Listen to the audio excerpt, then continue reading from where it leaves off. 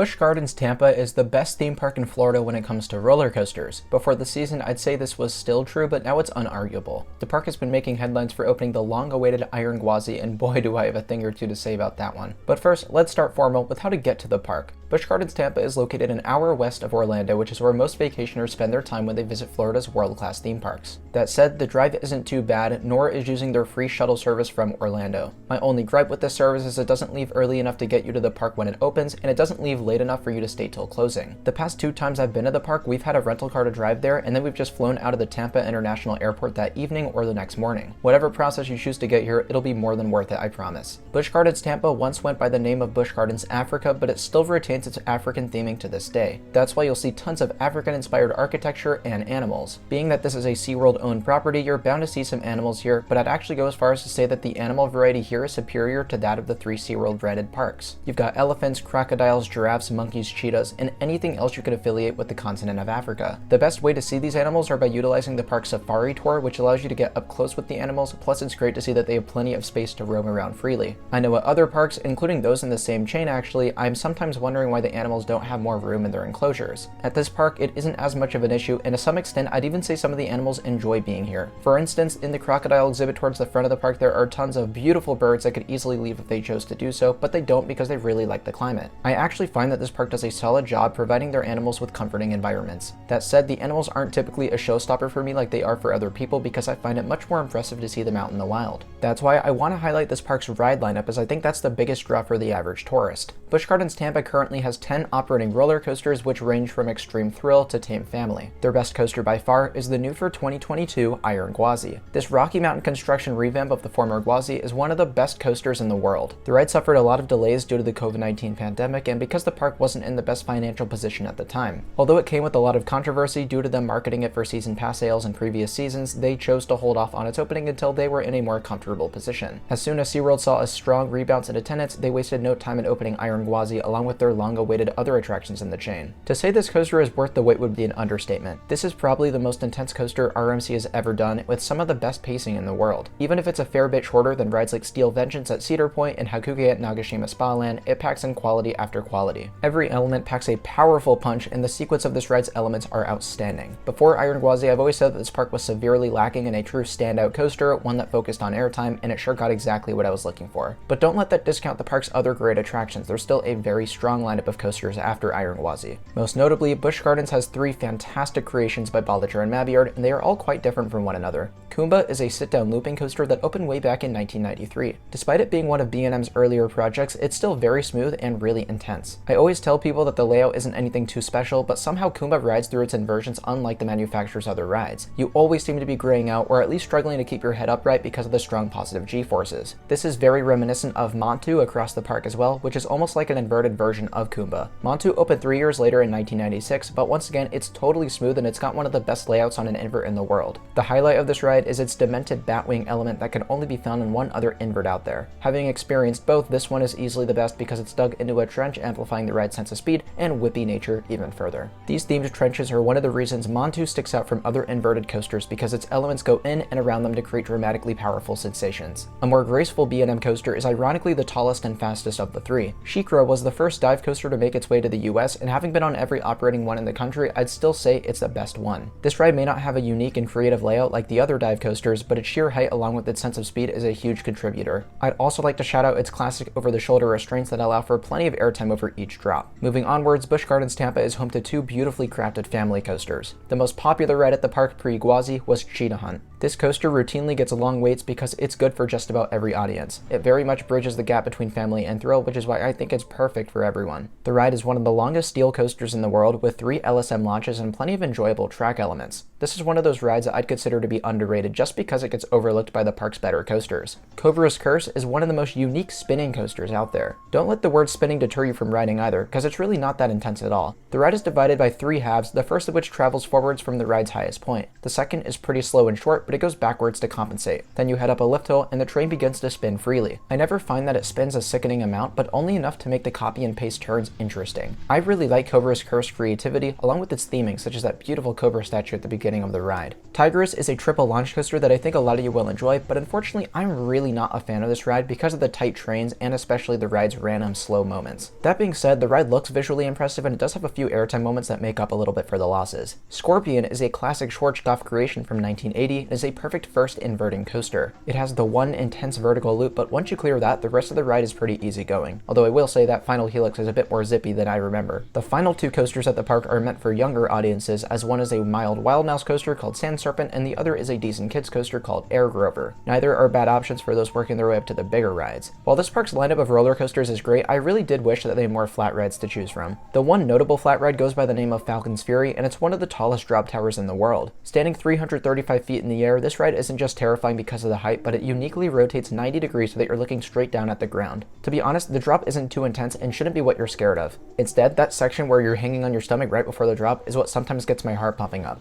Falcon's Fury is a true adrenaline rush and one of my favorite flat rides I've ever been on. They also have an inverting swinging ship called Phoenix, but it hasn't operated in years. Rumor has it that the park will be debuting an S&S Scream and Swing for the 2023 season, and that would do wonders for the park's non-coaster lineup. Luckily, Busch Gardens happens to have two water rides for those hot Florida days. Stanley Falls Flume is a pretty enjoyable log ride built by Aerodynamics. It's been cooling guests off since 1973, and it's my preferred water ride in the park. The other goes by the name of Congo River Rapids, and it's a fine river rapids ride, not bad by any means, but not great either. Other than the rides I've mentioned, I think the park's atmosphere and food are two areas worth discussing, and fortunately I have nothing but good things to say about both. The tropical nature of this park along with the African jungle music creates a fantastic atmosphere by day and night. I also really enjoy the food here every time I visit. With it being a corporate theme park, of course it's going to be pretty expensive, but the quality is good almost every time. My favorite place to eat is Dragonfire Grill, which is a large food court with a stadium for shows and live events. One last thing to consider, this park's operations are probably their biggest struggle. I've never experienced operations that one would expect from a theme park of this quality. Not to make it sound terrible, as I've been to a number of parks that do it worse, but this could definitely still use some work. All things considered though, I've really enjoyed my 3 experiences at this park. That's why for Busch Gardens Tampa's final score, I'll be giving them a 9.5 out of 10. With Iron Gwazi, the only thing truly holding them back are operations, and maybe they could get a few more flat rides, but otherwise Busch Gardens Tampa is an easy top 3 park in Florida. The only ones I prefer are Universal's Islands of Adventure and maybe Disney's Animal Kingdom because I really like that park. But if you love roller coasters, I'd understand it if this was your top priority in the state. Every time I go to Orlando, including the times when I'm not stopping by every Disney or Universal park, I'm always making it a point to visit Busch Gardens. I think it adds so much diversity to a Florida trip, and that's why I can't recommend it enough. Let me know down in the comment section below if you agree with my review and if you've had the chance to ride Iron Gwazi this season. Also, if you could like this video and subscribe, it really helps me out and gets the YouTube algorithm to like me a little bit better. Thank you all so much for watching, and I'll see you very soon. Bye guys.